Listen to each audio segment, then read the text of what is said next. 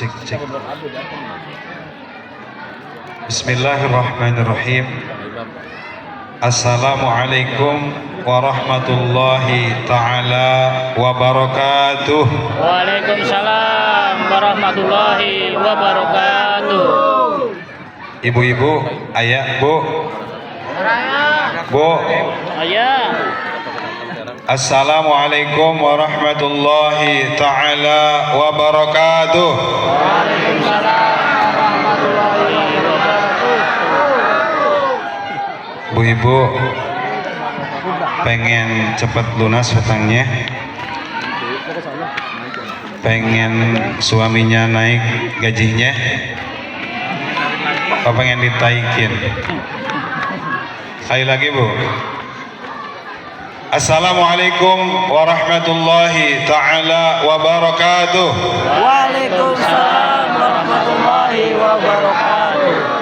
Mudah-mudahan ibu-ibu semakin solihah, bapak-bapak semakin solih, rezekinya berkah semuanya, tambah sayang kepada istrinya, tambah sayang kepada putra-putrinya. Tambah istrinya enggak. Alhamdulillah, alhamdulillahilladzi arsala sayyidana Muhammadan sallallahu alaihi wasallam rahmatan lil alamin wa faddalal ulama bi iqamatil hujjajiddin wa akramal awliya bi duhuril karamatil khariqil lati hiya min mu'jizati sayyidil mursalin wa khassa man sya'a min atba'i millati bidukiyin ila darajatil arifin wassalatu wassalamu ala sayyidil mursalin sayyidina Muhammadin sallallahu alaihi wasallam. Bismillah, Masya Allah, la quwata illa billah, Masya Allah.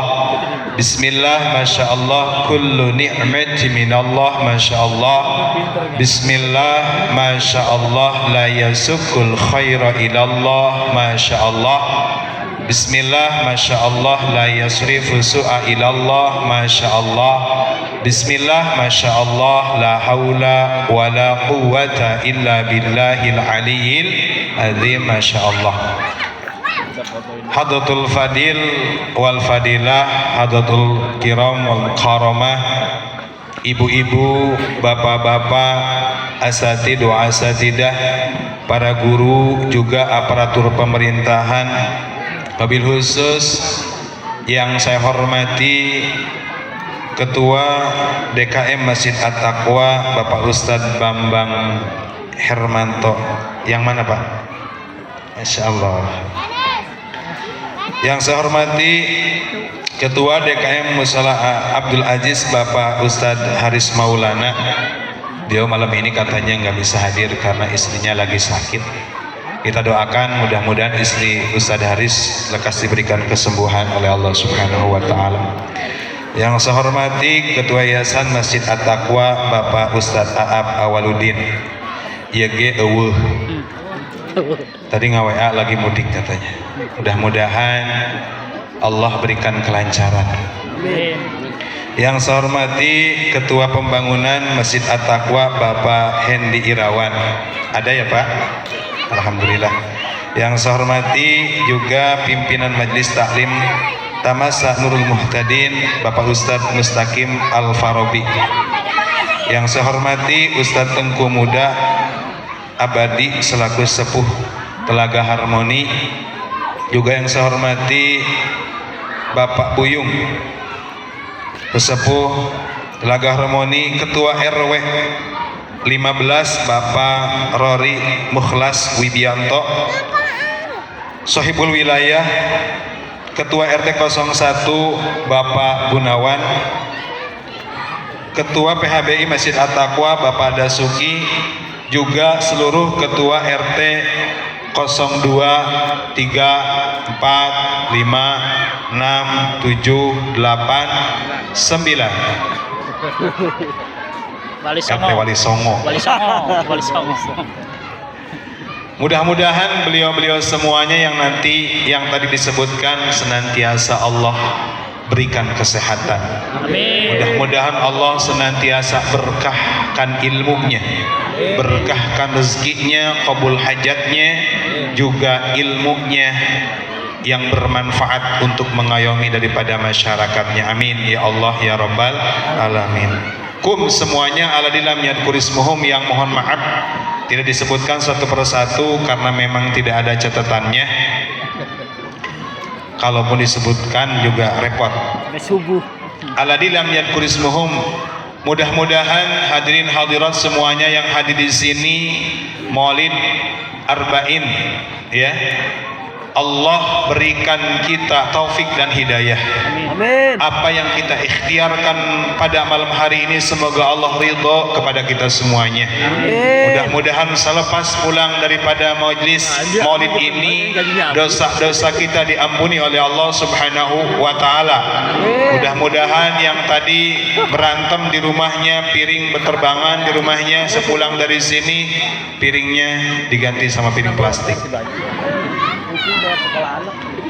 Piringnya beres lagi, maksudnya gitu. Rumah tangganya sakinah mawadah warahmah. Anak-anak kita, putra putri kita biarin Pak, meskipun lari-larian di sana biarin, ya, jangan ditegur, terkecuali mic itu tuh bahaya. Masaknya, saatnya anak-anak kita bawa ke majlis maulid seperti ini, kita bawa untuk sholat berjamaah ke masjid, dan dia akan terdoktrin dengan akhlak dan perilaku kita. Dia ingat nanti ketika sudah dewasa, oh iya dulu orang tua saya mengadakan maulid arba'in, dulu orang saya sering hadir untuk sholat berjamaah. Nah itu akan membekas untuk anak-anak kita. Maka anak-anak kita yang di rumah ajak untuk hadir ke majlis yang kita cintai ini. Mudah-mudahan Allah ridho kepada aktivitas kita semuanya, dan Allah memberikan cucuran rahmat kepada kita semuanya. Amin ya Allah ya Rabbal Alamin. Salawat beriring salam terlimpah curah kepada baginda agung Habibana wa Nabiyana Muhammad sallallahu alaihi wasallam, kepada keluarga, sahabat, tabi'in tabi'at, atba'at tabi'in. Mudah-mudahan sekalian di yaumil qiyamah mendapatkan limpahan syafaatnya. Amin amin ya Allah ya Rabbal Alamin. Hadirin ahli berjamaah, jamaah majlis maulid yang saya hormati dan mudah-mudahan Allah muliakan. Di sini pertama saya ingin bersilaturahmi tentunya kepada warga Perum Telaga Harmoni tentunya. Kalau saya biasanya sih di silaturahminya ke masjid ke Musala Abdul Aziz gitu ya. Makanya kemana sama Ustaz Haris. Tapi bangga dan bahagia buat saya pribadi ya, support untuk jamaah semuanya bisa konsisten, continue untuk melaksanakan maulid setiap malam Ahad dan malam Senin ini. Kenapa demikian? Karena kita alhamdulillah bukan negara konflik. Adapun demo lah itu mah kecil lah. Sholat berjamaah kita nggak susah, ngadain maulid besar-besaran juga nggak susah. Ya, anak-anak sekolah alhamdulillah, bermain di taman bermain alhamdulillah. Coba bayangkan kalau kita hidup di negara konflik, Palestina misalkan, atau misalkan Libanon. Betapa mereka jangankan untuk sekolah, jangankan untuk ngumpul seperti ini, sholat berjamaah susah, makan pun susah. Betapa bersyukurnya kita hidup di negara Indonesia ini. Setuju Pak? Setuju. Wani diriungkeun. Alhamdulillah. Maka kita harus pertahankan kebiasaan dan tradisi seperti ini. Mudah-mudahan tahun depan setiap malam selama 40 malam. Ya, jangan hanya malam Minggu, malam Senin doang, mestinya gitu. Saya barusan di Blok AB itu malam ke-39. Besok closing, penutupan malam ke-40. Alhamdulillah jamaahnya sama seperti ini, gitu ya. Dan perlu kita Bila-bila.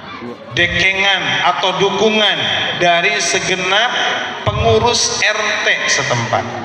Kalau kita tidak ada dukungan dari aparatur pemerintahan, kita nggak bisa ngapa-ngapain, Pak. Maka terima kasih kita panitia maulid bisa diperkenankan, bisa berketempatan di fasilitasnya masing-masing ketua RT. Mudah-mudahan Pak RT tahun depan bisa lebih wah lagi. Amin. Karena padilahnya sangat luar biasa. Itu kita manfaatkan negara kesatuan Republik Indonesia ini yang dalam keadaan nyaman, alhamdulillah, sekalipun buat pengajian. Insya Allah. Itu. Hadirin Majelis Maulid Arba'in yang saya hormati dan mudah-mudahan Allah muliakan. Kalau saya sih nggak biasa ceramah, makanya bawa kitab. Gitu ya. Juga membahas tentang kelahiran Rasulullah Sallallahu Alaihi Wasallam kayaknya udah dibahas beberapa kali. Saya ingin membahas daripada fadilah dan mukjizat Rasulullah Sallallahu Alaihi Wasallam yang nanti akan sangkut pautnya dengan kelahiran Rasulullah Sallallahu Alaihi Wasallam. Betapa bersyukurnya kita terhadap adanya Rasulullah Sallallahu Alaihi Wasallam. Laulaka lama khalaqtul aflaq. Kalaulah engkau tidak diciptakan, kata Allah, wahai Muhammad, kami tidak akan menciptakan bumi, langit, kita semua. Ya.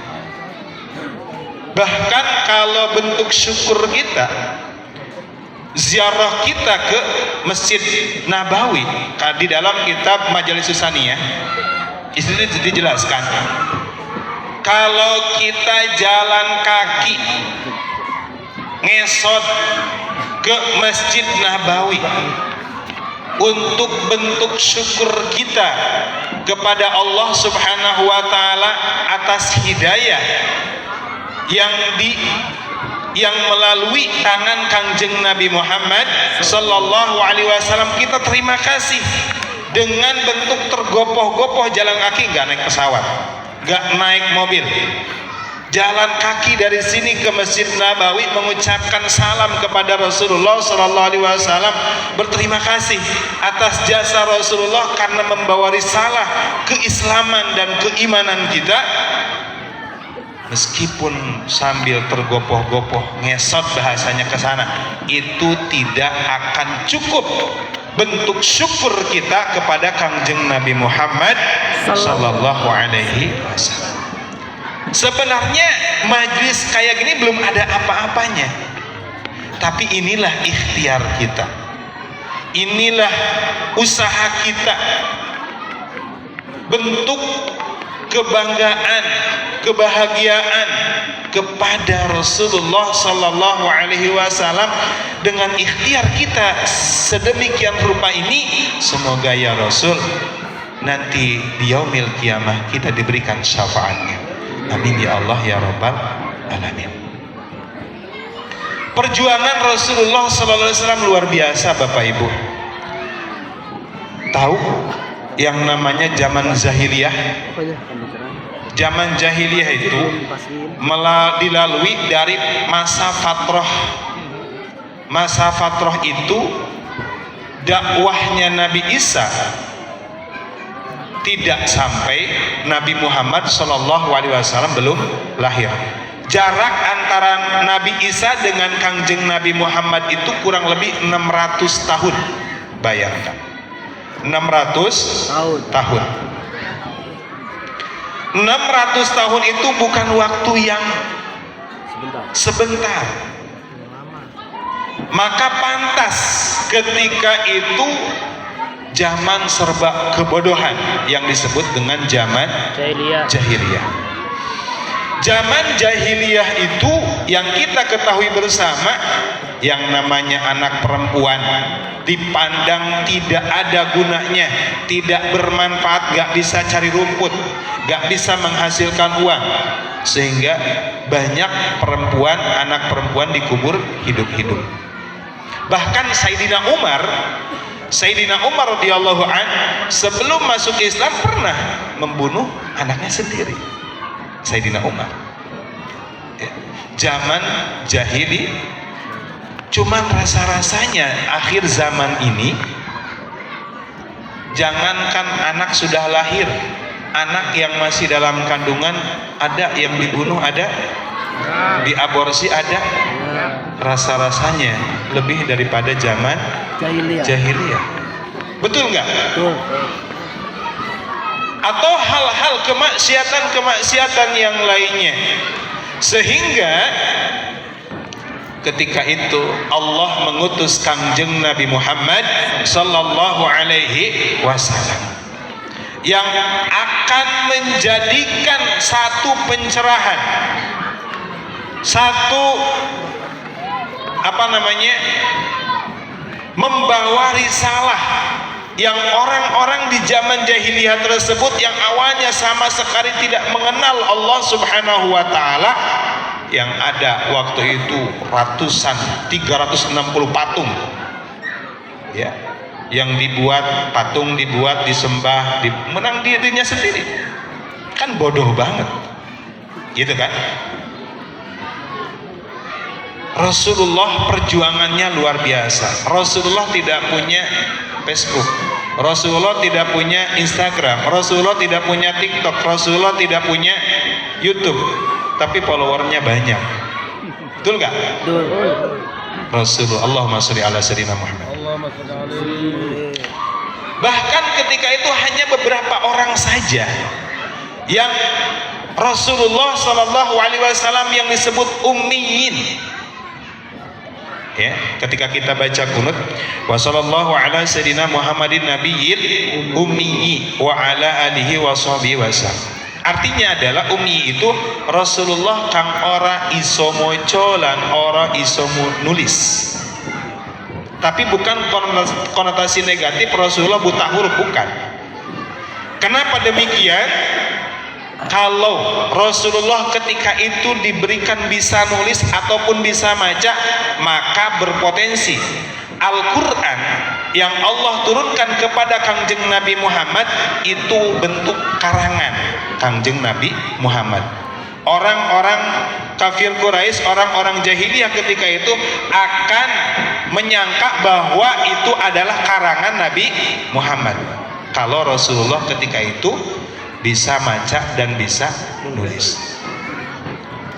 Dan ketika itu orang-orang bukan berarti nggak tahu atau nggak mau ikut dengan Kangjeng Nabi Muhammad. Ketika disampaikan ayat demi ayat Al-Quran kepada mereka, akan tetapi mereka gengsi. Masa saya produksi patung kemudian nanti akan dihancurkan oleh Nabi Muhammad? Masa saya orang kaya, Nabi Muhammad kan temannya budak semua, Bilal bin Rabah dan lain sebagainya. Gengsi dong. Akan tetapi seiring berjalannya waktu, Rasulullah Shallallahu Alaihi Wasallam terus berjuang sampai Sayyidina Umar. Ketika itu Sayyidina Umar sedang berziarah, sedang pergi berdagang, kurang lebih waktunya 1 bulan. Ya. Sayyidina Umar waktu itu belum masuk Islam. Ketika Sayyidina Umar pulang ke rumahnya, terdengar Fatimah bin Khattab, ya, adiknya Fatimah bin Khattab, bukan Fatimah putri Rasulullah, bukan, sedang membaca surat Thaha. Ketika Sayyidina Umar datang ke rumah, terdengar Fatimah binti Khattab sedang membaca surat Thaha. Thaha ma anzalna 'alaikal qur'ana litashqa illa tadhkiratan liman yakhsha. Artinya adalah, hai Muhammad, ma anzalna 'alaikal qur'ana litashqa, tidaklah kami, kata Allah, turunkan Al-Qur'an itu untuk membuat kesusahan, illa tadhkiratan liman yakhsha, kecuali pengingat untuk mereka yang merasa takut. Sayyidina Umar kaget, kok adik saya sudah masuk Islam, sudah terdoktrin sama ajaran Nabi Muhammad. Ada yang gak beres, kata Sayyidina Umar. Sayyidina Umar kan ketika itu preman lah bahasanya, preman Sayyidina Umar itu. Sehingga Sayyidina Umar nanya kepadanya, kenapa kamu masuk Islam? Di mana Muhammad? Ditunjukinlah Nabi Muhammad sedang berada di rumah Arqam bin Abi Arqam, gak jauh jaraknya dari situ. Sayyidina Umar langsung nyamperin kangjeng Nabi Muhammad, dobrak pintu, sahabat semuanya sudah kaget. Wah, ini Nabi Muhammad akan dibunuh. Setelah masuk, Nabi Muhammad dengan tenang membuka pintu. Sayyidina Umar masuk, bukan marah ternyata, bukan mau membunuh, malah berlutut kepada kangjeng Nabi Muhammad sallallahu alaihi wasallam dan mengucapkan 2 kalimat syahadat. Saya teringat kepada kisah ulama di Karawang, ya, Syekh Hasanuddin. Syekh Hasanuddin ini ulama dari Cina, ya kan, yang suaranya bagus, suaranya merdu, ahli qiraat, sehingga disebut sekarang tuh Syekh Kuro di Rengas Dengklok, ya. Syekh Kuro ini mempunyai murid namanya Subang Larang, ya. Terdengar oleh Syekh Pamanah Rasa atau Prabu Siliwangi, mendengar di Kerawang ada sosok ulama yang menyebarkan agama Islam. Saya nggak setuju, saya akan bunuh itu ulama. Siapa namanya? Katanya Syekh Kuro. Datengin tuh sama Prabu Siliwangi atau Syekh Pamanah Rasa itu. Ketika datang, ya, melihat perempuan cantik yang sedang mengaji, suaranya bagus, kelepek-kelepek bahasa kita, jatuh hati, gitu ya, jatuh hati dan terpincut ke Subang Larang tersebut. Yang ada bukan mau membunuh daripada Syekh Kuro, tapi tertarik dan unjuk, ini anak siapa? Ini adalah anak Ki Kuwu dari Cirebon. Kamu mau? Itu kan bahasa gitu. Kamu suka? Ya, saya tertarik dengan perempuan ini. Dilalahnya dinikahkanlah, masuk Islam, tapi dengan syarat harus masuk Islam dulu. Prabu Siliwangi masuk Islam, dinikahkan dengan Subang Larang, ya. Dan konon katanya Prabu Siliwangi memeluk Islamnya nggak konsisten, gitu ya, nggak komitmen. Akan tetapi melahirkan 3 keturunan, 3 anak yang bersama Subang Larang tersebut. Yang pertama adalah Syekh Rahmatullah yang disebut dengan Prabu Kian Santang, ya, yang nantinya akan mengislamkan seluruh tanah Sunda, ya, terkecuali Pucuk Umun yang sekarang tuh Banten, Baduy. Dari dulu itu susah, ya. Yang asalnya Sunda Wiwitan kemudian diislamkan oleh Prabu Kian Santang. Kemudian yang kedua, anaknya adalah Syekh Somadullah yang tinggal di Cirebon. Yang ketiga adalah Syarifah Mudaim atau Rara Santang, Walang Sungsang, ya, yang nanti akan nikah dengan dari keturunan Azmat Khan yang melahirkan punya anak yaitu Syekh Sarif Hidayatullah atau Sunan Gunung Jati. Sunan Gunung Jati mempunyai anak Syekh Sultan Hasanuddin Banten, kesininya Syekh Nawawi, Syekh Sunyararas dan lain sebagainya. Artinya dari Prabu Siliwangi itu mencetak daripada orang-orang yang luar biasa, para waliullah. Gitu kan ya? Jamaah sekalian yang dirahmati oleh Allah Subhanahu wa taala. Kembali lagi kepada tadi. Rasulullah sallallahu alaihi wasallam ketika berdakwah enggak mudah. Bahkan Sayyidina Umar pun baru beberapa orang yang dengan para sahabat yang bisa masuk Islam. Gitu. Al-Quran waktu itu turun kepada Kangjeng Nabi Muhammad Sallallahu Alaihi Wasallam tidak langsung blek gitu kan ya, bahkan berangsur-angsur. Berapa ayat Al-Quran? 6.666 ayat meskipun khilafiyah. Berapa surat? 114. 114. Berapa juz? 30 juz. 30 juz. Yang jadi pertanyaan, sok dibaca Tara. Tara. Kadang-kadang. Kaharti. Baca Ya. Sampai katanya Quran harus ditaruh yang paling tinggi. Tinggi ditaruhnya sampai nggak kejangkau. Akhirnya sampai bulukan. Mukjizat yang paling besar daripada Rasulullah Sallallahu Alaihi Wasallam itu adalah Al-Quran.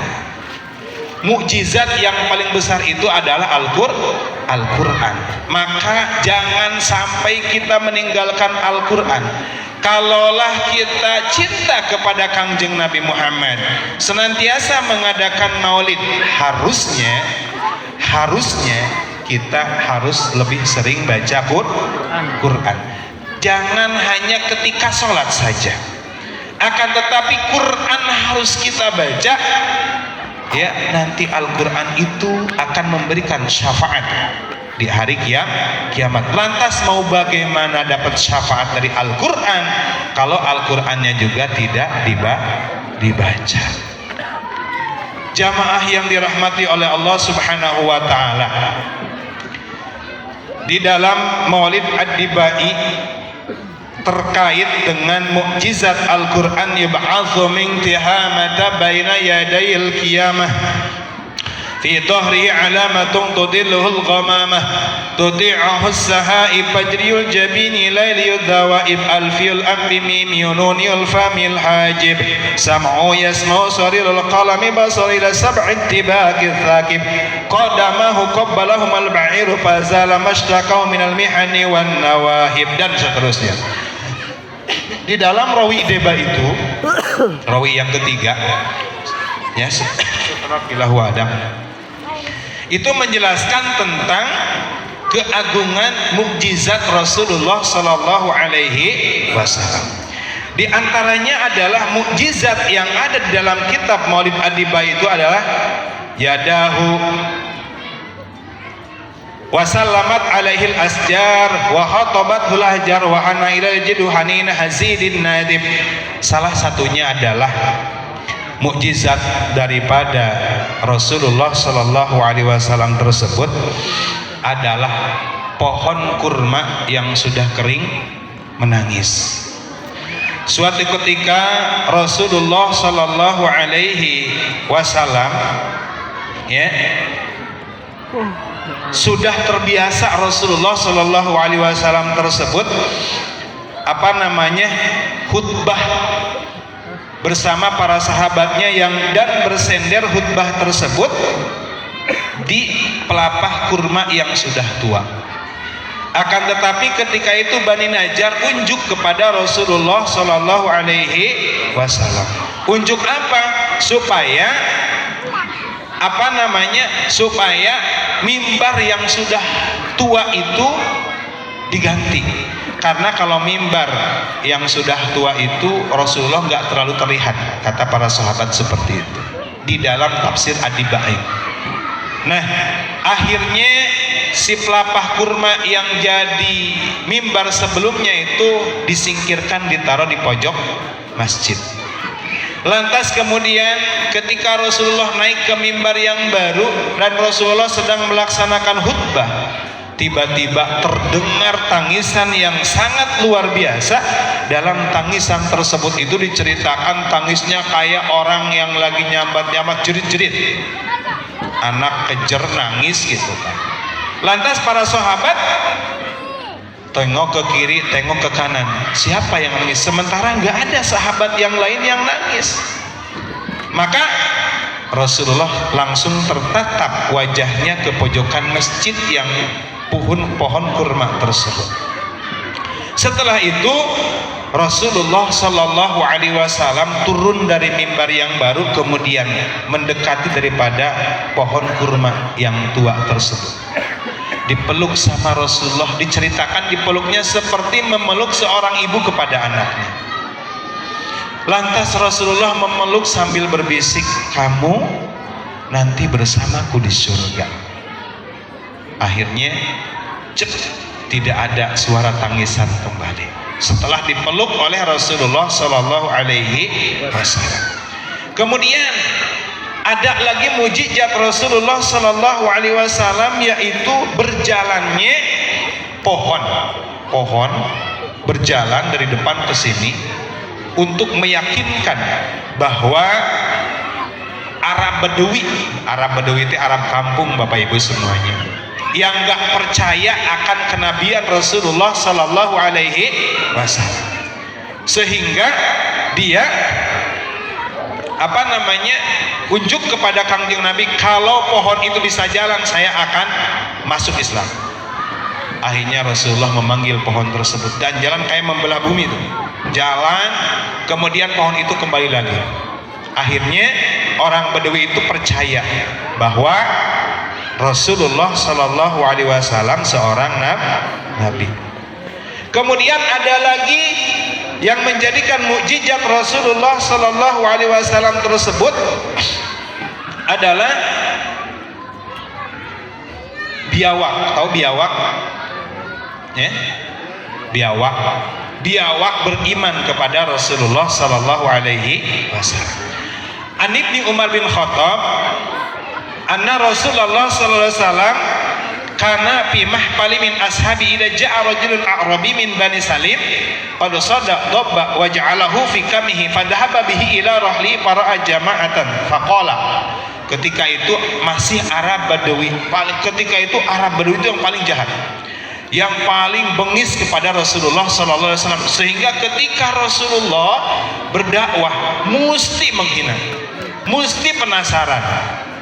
Ya, kata Rasulullah Sallallahu Alaihi Wasallam, mau ngapain ke sini? Datang itu Arab Badui kepada Rasulullah, ke hadapan Rasulullah, tapi nggak sopan, songong, sampai-sampai Sayyidina Umar, ya Rasulullah, da'ani aqatalahu, wahai Rasul, perintahkan kepadaku untuk membunuh Arab Badui itu. Kata Rasul, amma alimta anal halim kada ayakuna nabiyya. Kamu tahu nggak bahwa seorang nabi itu tidak sekeras itu? Duduk dulu wahai Sayyidina Umar, tenangkan saja dulu, jangan langsung diserobot itu orang Arab Badui. Kemudian summa aqbala ala Rasulillah sallallahu alaihi wasallam, ngadeplah di depan Rasulullah sallallahu alaihi wasallam itu orang Badui. Walata wal Uzza la amantu bika, demi Tuhan Lata, demi Tuhan Uzza, nama-nama patung ya, saya tidak akan beriman kepada Muhammad. Akan tetapi waqad qala lahu Rasulullah sallallahu alaihi wasallam, ketika itu Rasulullah menjawab, ya Arabi, ma hamalaka ala in qatata makuta qatata ghairul haq. Wahai Arabi, apa yang kau bawa? Jadi ternyata di lengan bajunya itu ada biawak, ya. Di lengan bajunya itu ada biawak. Kemudian kata Rasulullah SAW, apa yang kamu bawa? Di lengan baju saya membawa biawak. Nah, Walata wal Uzza la amantu bika au yu'mina bika hadadab. Kalaulah gitu kan, kalaulah ini biawak itu beriman kepadamu, aku akan beriman kepadamu. Faqala in amana bika hadadab amantu bika. Kalau ini biawak iman, saya pun akan iman. Faqala Rasulullah sallallahu alaihi wasallam, kemudian Rasulullah, ya dhab fatakallam, wahai biawak, ngomonglah kamu. Ngomong itu biawak, ya, saya beriman kepadamu, beriman kepada Allah Subhanahu wa taala. Yang akhirnya faqala al-a'rabi asyhadu alla ilaha illallah wa asyhadu anna muhammadan rasulullah. Baru dua tuh mukjizat Rasulullah sallallahu alaihi wasallam. Ya. Ada lagi mukjizat Rasulullah sallallahu alaihi wasallam yang dibuat dalam apa namanya, dalam kitab Maulid Adibai tersebut. Salah satunya adalah al-barakatu fi al-barakah fi yadi Rasulullah sallallahu alaihi wasallam, berkah daripada tangan Rasulullah sallallahu alaihi wasallam. Suatu ketika para sahabat dan Rasulullah, ya, sedang merasakan kelaparan. Kemudian ada salah satu sahabat yang merasa iba kepada Rasulullah dan hanya ingin mengajak Rasulullah sallallahu alaihi wasallam saja untuk makan bersama di rumahnya. Akan tetapi Rasulullah gak mau kalau diajak hanya sendiri untuk makan. Betul saya lapar, tapi saya gak mau sendiri diajak makan. Sementara di rumah yang ngajak kepada Rasulullah itu hanya ada satu wadah saja untuk makan. Tapi Rasulullah membawa rombongan para sahabat, jamaah sekalian, yang akhirnya itu nasi, bahasa kita sekarang, makanan itu cukup, tidak hanya satu dua orang, bahkan 10 orang. Bahkan seorang sahabat, kalaulah ini datang 500 orang juga akan cukup, padahal yang ada adalah satu piring. Tapi mukjizat Rasulullah sallallahu alaihi wasallam, diberkahi itu makanan. Kemudian Rasulullah sallallahu alaihi wasallam mukjizatnya adalah di Isra dan di Mi'rajkan. Tahu di Isra dan di Mi'rajkan? Ya, itu adalah salah satu mukjizat Rasulullah sallallahu alaihi wasallam. Yang dimana ketika Rasulullah sallallahu alaihi wasallam Mi'raj, Rasulullah bertemu dengan berbagai macam kejadian. Satu, Rasulullah mencium bau harum yang sangat luar biasa. Lantas Rasulullah bertanya kepada malaikat Jibril, ya Jibril, bau harum apakah ini? Kata malaikat Jibril, ini adalah kuburan daripada Siti Masyitah. Tahu Siti Masyitah? Siti Masyitah itu adalah tukang sisirnya anak-anak Fir'aun. Sebenarnya Masyitah itu tukang sisir. Sampai sekarang nama asli Siti Masyitah nggak tahu. Masyitah itu profesi tukang sisir. Ketika Siti Masyitah menyisir rambut anak daripada Fir'aun tersebut, jatuh tuh sisir itu. Kemudian membaca innalillahi. Ketika mau nyisir membaca basmalah. Terdengar sama anak tersebut, dilaporin kepada Fir'aun. Fir'aun merasa nggak ridho bahwa ini adalah diam-diam Masyitah udah mengikuti ajaran Nabi Musa alaihi salam. Gitu. Maka konsekuensinya kata Fir'aun, ini Masyitah harus dihukum. Dihukumnya dengan apa? Dihukumnya dengan dimasukkan ke katel. Katel naon sih bahasa? Bejana lah ya. Yang di mana di situ air yang mendidih. Masyitah dimasukkan ke situ. Yang paling sedih kan anak-anaknya, anak Masyitah. Akan tetapi ketika terakhir Masyitah dimasuk suaminya, kemudian anaknya yang paling gede, anak yang masih bayi dimasukkan juga sama Fir'aun ke air yang mendidih tersebut karena dirasa sudah mengikuti ajaran Nabi Musa. Akan tetapi si anak yang masih bayi tersebut dihikayatkan ngomong, wahai ibu, tenangkan saja dirimu, kita akan bersama-sama nanti di surganya Allah Subhanahu wa ta'ala. Akhirnya si anak bayi tersebut dimasukkan juga ke air yang mendidih. Terakhir Siti Masyitah, menurut riwayat semua keluarganya nggak merasakan kesakitan karena Allah sebelum dimasukkan ke air yang mendidih sudah dicabut nyawanya. Maka Kangjeng Nabi Muhammad ketika di Isra dan Dimi'rajkan, yang pertama yang beliau cium adalah bau harum yang luar biasa. Ternyata kuburan masih penuh. Kemudian Rasulullah melihat daripada bumi itu seperti nenek-nenek tua.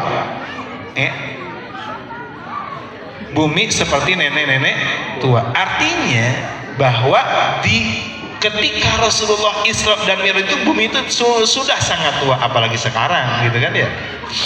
Kemudian yang ketiga, Rasulullah Shallallahu Alaihi Wasallam melihat seekor sapi yang keluar dari lubang, kemudian dari lubang yang kecil tidak bisa masuk lagi ke lubang tersebut. Rasulullah bertanya, ya Jibril, itu kenapa seperti itu? Itu adalah orang yang suka berkata-kata serampangan, menghina, mengejek, merendahkan dan lain sebagainya, gibah dan lain sebagainya, tidak bisa ditarik lagi omongannya.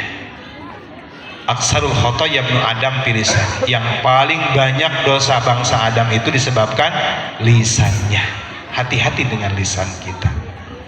Kemudian Rasulullah Sallallahu Alaihi Wasallam melihat segolongan orang yang membentur-benturkan kepalanya ke batu, ya, membentur-benturkan kepalanya ke batu sampai hancur, sampai benar. Rasulullah kaget, wahai Jibril, itu siapa? Jibril menjawab, itu adalah orang yang berat untuk melaksanakan sholat fardu. Kepala orang yang berat melaksanakan sholat fardu. Rasulullah SAW melihat segerombolan orang yang sedang berenang di kubangan darah. Rasulullah nanya, wahai Jibril, itu siapa? Itu adalah orang yang memakan harta riba. Kemudian Rasulullah Shallallahu Alaihi Wasallam juga melihat segolongan orang yang memikul kayu bakar, kemudian kayu bakar tersebut lantas ditambahin, gak kuat, semakin gak kuat. Itu siapa wahai Jibril? Itu adalah para pemimpin yang tidak amanah, yang sebenarnya secara kompetensi dia gak mampu, tapi pengen jadi pemimpin. Kita lihat zaman sekarang, pada pengen jadi pemimpin, tidak paham akan tanggung berat dan tanggung jawabnya. Kalau dia sadar akan tanggung jawabnya, dia nggak bakalan segampang nyalon jadi bupati, segampang nyalon jadi caleg. Tujuannya apa? Tujuannya kebanyakan hanya ingin popularitas dan lain sebagainya. Kemudian Rasulullah SAW melihat segerombolan orang yang sedang berpanen, udah panen di belakang udah jadi lagi, panen belakang udah jadi lagi, siap panen kembali. Wahai Jibril, siapa itu? Itu adalah orang-orang yang senantiasa menunaikan zakat dan orang-orang yang senantiasa berinfak dan sedekah. Infak dan sedekah udah digambarkan oleh Rasulullah SAW ketika Isra wal Mi'raj. Dia akan mendapatkan anugerah luar biasa, ya. Maka yang kita infakkan hari ini tadi dapat berapa? 900, ya, 900 lebih. Itu majra'atul akhirah, Pak Bu, ya. Itu benih kita nanti di akhirat.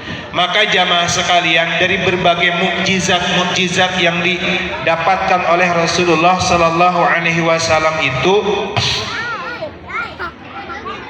adalah hikmahnya buat kita. Diceritakan mukjizat itu Rasulullah itu lebih daripada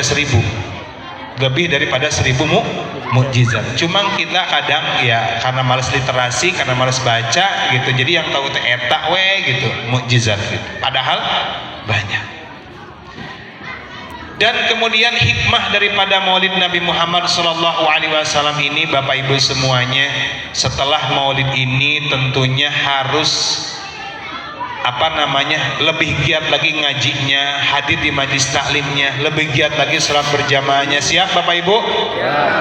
Insya Insya Allah siap ngajinya. Kemudian putra putri kita juga harus untuk ngaji. Jangan sampai di Harmoni ini ada anak yang nggak ngaji. Sayang, ada anak-anak yang nggak ngaji. Tolong anterin anak-anaknya ke pengajian, antarkan ke gurunya. Ada satu hikmah nih Bapak Ibu, ya jamaah sekalian. Masih panjang kan waktunya ya? Panjang. Hadis yang disampaikan oleh Sayyidina Umar radhiyallahu anhu. Kan Khulafaur Rasyidin itu ada berapa? Ada 4. 1 Abu Bakar, 2 Umar, 3 Utsman, 4 Sayyidina Ali. Sayyidina Abu Bakar mempunyai putra putri yaitu Siti Aisyah yang menjadi istri Rasulullah Sallallahu Alaihi Wasallam. Sayyidina Umar mempunyai putri Siti Hafsah yang menjadi istri Kangjeng Nabi Muhammad Sallallahu Alaihi Wasallam. Jadi Abu Bakar mertua Rasulullah, Sayyidina Umar pun mertua Rasulullah. Sayyidina Utsman yang mendapatkan gelar Zulnurain, 2 cahaya, ya, karena nikah dengan 2 putri Rasulullah SAW. Yang pertama adalah Ummu Kulsum. Siti Ruqayyah dulu, Ummu Kulsum. Yang pertama adalah Siti Ruqayyah, kemudian yang kedua Ummu Kulsum. Tidak langsung 2 dinikahin, tidak. Setelah wafat Siti Ruqayyah, kemudian Sayyidina Utsman nikah lagi dengan Ummu Kulsum. Kemudian yang keempat adalah Sayyidina Ali. Sayyidina Ali nikah dengan Sayyidah Fatimatus Zahra, putri Rasulullah SAW.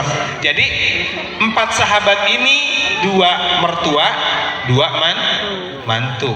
Ada yang baru tahu? Ya pasti udah tahu. Nah, Sayyidina Umar radhiyallahu anhu itu ya suatu ketika didatangin, dalam hadisnya itu adalah An Ibnu Umar radhiyallahu anhu qala bainama nahnu julusun inda Rasulillah sallallahu alaihi wasallam. Suatu ketika, kata Sayyidina Umar, saya sedang duduk bersama Rasulullah sallallahu alaihi wasallam dan para sahabat yang lain. Ketika sedang duduk, data yaumin ittala'a alaina rajulun syadidun bayadis thiyab syadidus sawadi sya'ri. Tiba-tiba datang seorang laki-laki yang putih bajunya, putih bersih, syadidus sawadi sya'ri, dan rambutnya sangat hitam kelam. Laki-laki tersebut la yura alaihi atharu safar wa la ya'rifuhu minna ahadun. Laki-laki yang datang tersebut tidak tahu datangnya dari mana. Kalau misalkan dari jauh, ya pasti adalah debu mah, padang pasir gitu kan. Adalah debu atau bajunya kotor. Kalau misalkan orang dekat, wala ya'rifuhu min ahadun, tapi nggak ada yang kenal sama laki-laki itu. Kalau orang dekat, jadi tanda tanya Sayyidina Umar. Hatta jalasa ila Nabi sallallahu alaihi wasallam, sampai duduk di depan Rasulullah sallallahu alaihi wasallam. Fa asnada rukbataihi ila rukbataihi. Kalau bahasa kita mah SKSD, laki-laki itu sok kenal, sok dekat kepada Rasulullah. Ya. Sampai-sampai fa asnada rukbataihi. Laki-laki tersebut duduk seperti duduknya tahiyat awal. Wa wada'a kafaihi ala fakhidaihi. Kemudian si laki-laki tersebut menyimpan tangannya di atas pahanya kayak tahiyat awal tersebut, dan bersentuhan dengkulnya daripada laki-laki tersebut dengan dengkulnya Rasulullah sallallahu alaihi wasallam. Wa qala ya Muhammad, langsung nanya tuh.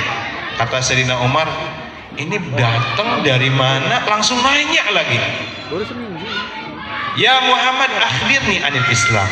Wahai Muhammad, tolong beritahu kami tentang Islam. Kangjeng Nabi Muhammad langsung jawab, al-Islamu anta syahada alla ilaha illallah wa anna Muhammadar Rasulullah wa tuqima salat wa tu'tiya zakat wa tasuma Ramadan wa tahujjal bait. Disebutkanlah rukun Islam. Kemudian Qala sadaqta fa'ajibna. Kata laki-laki tersebut, betul. Fa'ajibna, kata saya kaget. Ini nanya, kamu nanya gitu. Nanya apa ngetes gitu. Tiba-tiba nanya tapi dijawab sendiri. Bener wahai Muhammad. Sayyidina Umar semakin bingung. Qala fa akhbirni anil iman. Yang kedua, laki-laki tersebut nanya lagi, wahai Muhammad, akhbirni anil iman. Tolong beritahu kami tentang iman. Qala an tu'mina billah wa malaikatihi wa kutubihi wa rusulihi wal yaumil akhir wa tu'mina bil qadri khairi wa syarri. Disebutkanlah rukun iman. Kata laki-laki tersebut, qala sadaqta. Betul wahai Muhammad. Tuh kata Sayyidina Umar, betul nih wahai. Qala fahmini anil ihsan. Yang ketiga nanya lagi, wahai Muhammad, tolong beritahu kami tentang ihsan. Qala anta budallah ka'annaka tarahu fa illam takun tarahu fa innahu yaraka. Engkau beribadah kepada Allah seperti engkau melihat Allah, tapi karena engkau tidak melihat Allah, rasakan dalam diri bahwa Allah melihat kita. Qala fahmini anisa'ah. Kemudian laki-laki itu nanya lagi, wahai Muhammad, akhbirni, berilah kami tahu apa yang disebut dengan hari kiamat. Kata Nabi Muhammad, mal mas'ulu anha bi'a'lami minas sa'il. Tidaklah selalu orang yang ditanya itu lebih tahu daripada orang yang bertanya. Kemudian langsung nanya lagi, fa akhbirni an amaratiha, wahai Muhammad, beritahu kami apa daripada ciri-ciri kiamat tersebut. Qala antalidal amatu rabbataha wa antaral hubatal uratal ala. Hanya dua yang dijelaskan oleh Kanjeng Nabi ketika itu. Yang pertama adalah antalidal amatu rabbataha. Ya, seorang amat melahirkan anak majikan. Ulama berpendapat bahwa cirinya kiamat itu diantaranya dari hadis ini, yang pertama, anak menjadikan orang tua sebagai pembantu, gitu. Kira-kira ada nggak yang seperti itu? Mudah-mudahan anak kita tidak seperti itu, Pak. Ya, mudah-mudahan yang penting anak kita soleh. Kalau sudah soleh, sudah jelas pintar. Kalau pintar, minum tolak angin. Orang pintar belum tentu soleh. Doakan anak-anak kita itu soleh. Jangan sampai kita sebagai orang tuanya diperbudak oleh anak. Banyak yang seperti itu sekarang. Banyak anak yang membunuh daripada orang tuanya. Sekarang yang terbaru di Sukabumi itu, ya, duel. Ada kan beritanya, duel ya, 2 lawan 2 gitu kan, live lagi di TikTok, mati satu. Coba bayangkan, ada yang anak SMP itu ya, naudzubillah summa naudzubillah min, itu adalah daripada akibat pengaruh media sosial. Seperti itu. Kemudian kata Rasulullah SAW yang selanjutnya, cirinya kiamat itu adalah wa antal hufatal uratal ala. Nanti itu akan datang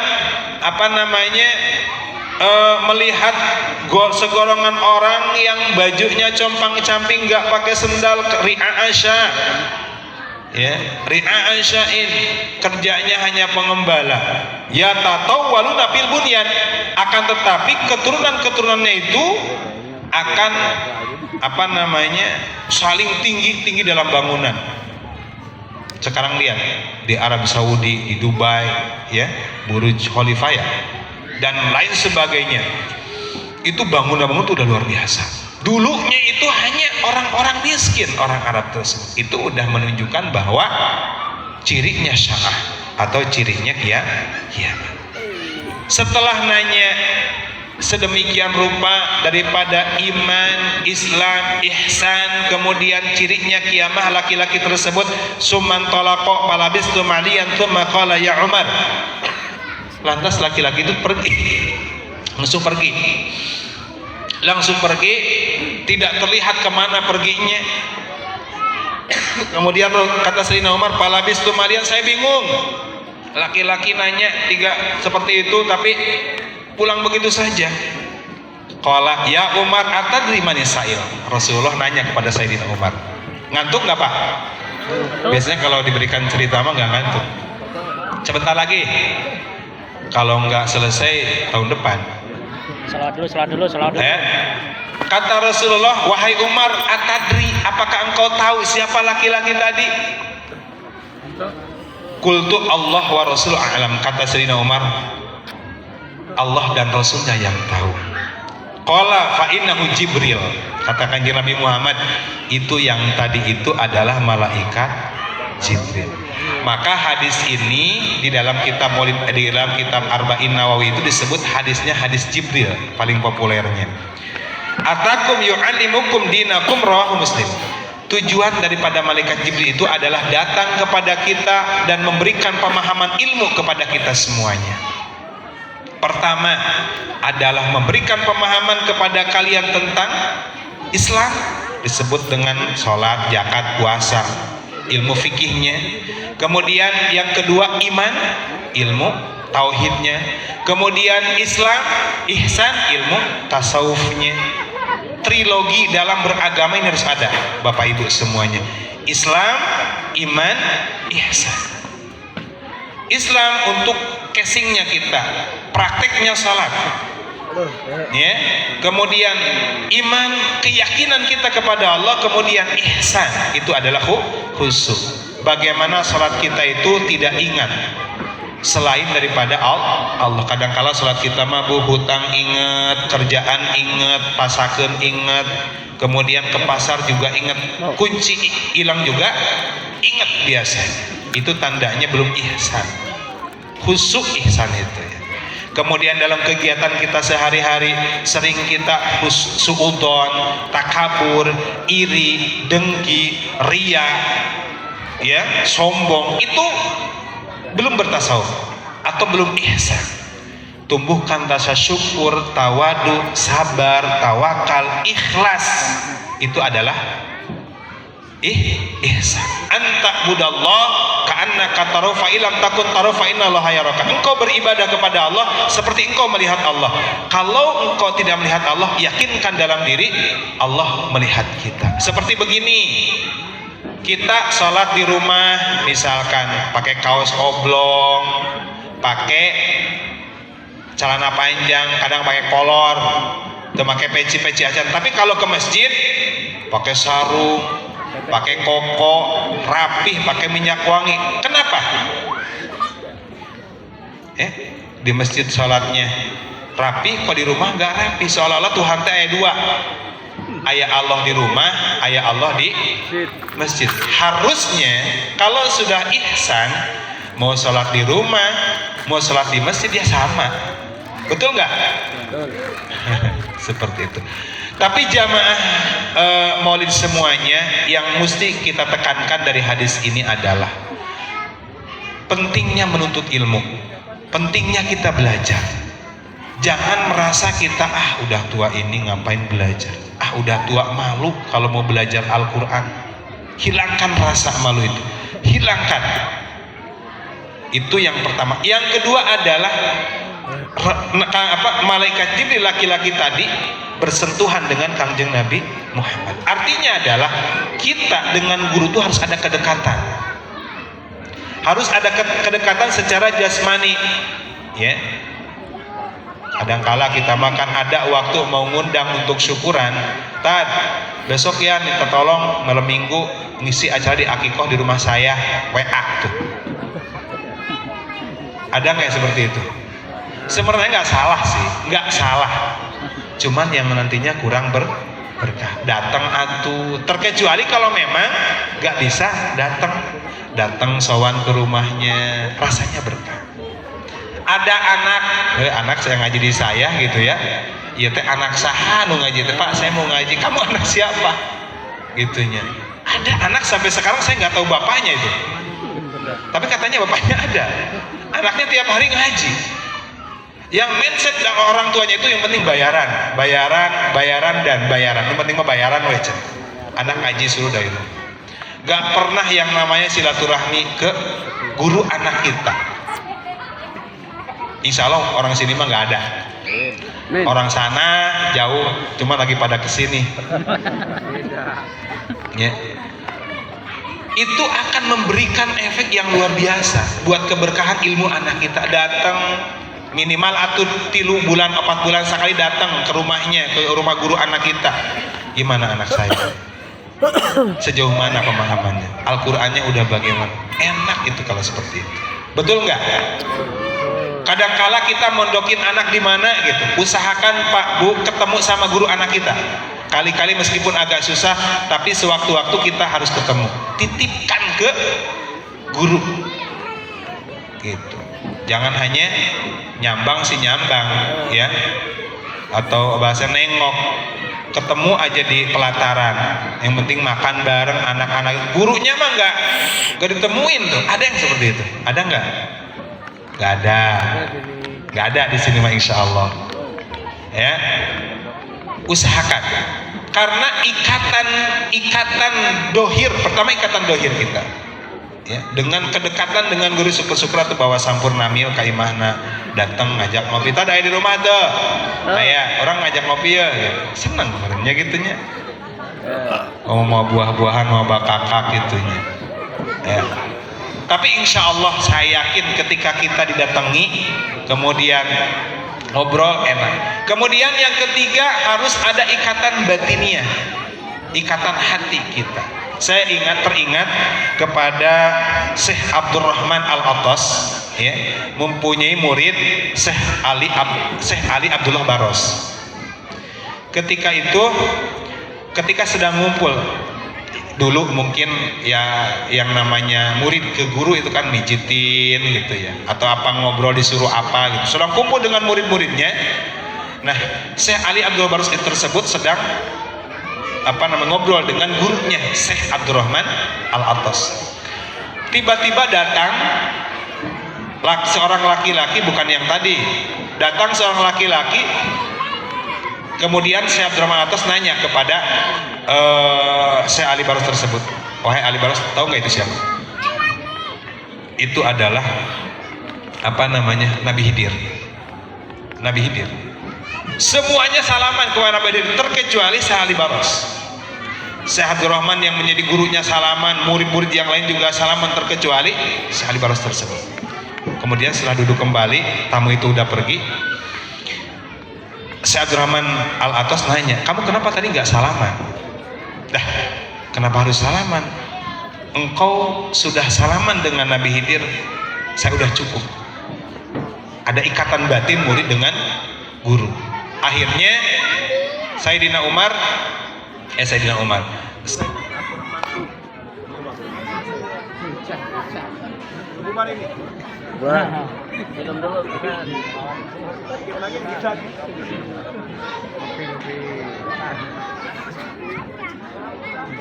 Dikit lagi ya Bu ya.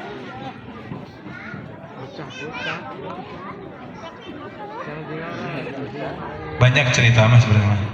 Nah, akhirnya Syekh Abdurrahman Al-Attas tersebut, kalau ada orang muridku nanti yang hanya mendoakanku tapi tidak mendoakanmu wahai Syekh Ali Baros, saya tidak akan terima. Sampai seperti itu. Kata Syekh Ali Baros, laulal murabbi la alabtu rabbi. Kalaulah aku tidak mengenal guru kami, ma'arabtu rabbi. Kami tidak akan mengenal daripada Tuhanku, tidak akan mengenal daripada Rabbku. Ya. Ikatan yang pertama adalah ikatan secara dohiriyah, kemudian yang kedua adalah ikatan batiniah dengan guru tersebut. Ya, itu insya Allah akan memberikan keberkahan. Kenapa sekarang jebolan pesantren atau ilmunya tinggi, pintar, tapi tidak menjadi pemersatu bermasyarakat? Tapi kenapa ketika ceramah ataupun dakwah hanya memberikan provokasi dan lain sebagainya? Mungkin itu adalah salah satu daripada kurang berkahnya ilmu atau kurang adabnya kepada guru. Bahkan orang tua dulu mengatakan, kalaulah anak saya paham 1 bab tentang adab dan paham 7 bab tentang ilmu, saya lebih bangga paham anak saya 1 bab tentang adab. Sampai seperti itu. Jadi akhlak itu sangat penting. Sekarang banyak orang pinter lulusan S3 kuliahnya di luar negeri tapi non korupsi. Betul? Akhlak, akhlak, kesadaran daripada mana yang baik, mana yang buruk, itu adalah yang dinamakan ilmu nggak berkah. Maka jamaah sekalian, mudah-mudahan selepas kita daripada maulid ini, Allah Subhanahu wa Ta'ala semakin menyemangatkan kita untuk senantiasa hadir di majlis ta'lim, semakin mengkompakan kita untuk hadir berjamaah, juga menekankan anak kita jangan sampai anak kita waktu maghrib sampai isya minimal anak kita main HP kemudian tidak ngaji. Insya Allah mungkin itu saja yang dapat saya sampaikan, kurang lebihnya mohon maaf ya, saya nggak bisa ceramah, cuman bisa gini doang. Intinya saya silaturahmi, ingin keberkahan daripada maulid malam hari ini. Mohon maaf yang seluas-luasnya apabila ada kata-kata yang kurang berkenan, kata-kata yang menyinggung, itu adalah dari ucapan pribadi saya pribadi, yang benarnya dari Allah dan Rasulnya. Mohon maaf. Wallahu muwaffiq ila aqwamit thoriq. Wassalamualaikum warahmatullahi wabarakatuh. Waalaikumsalam. Waalaikumsalam.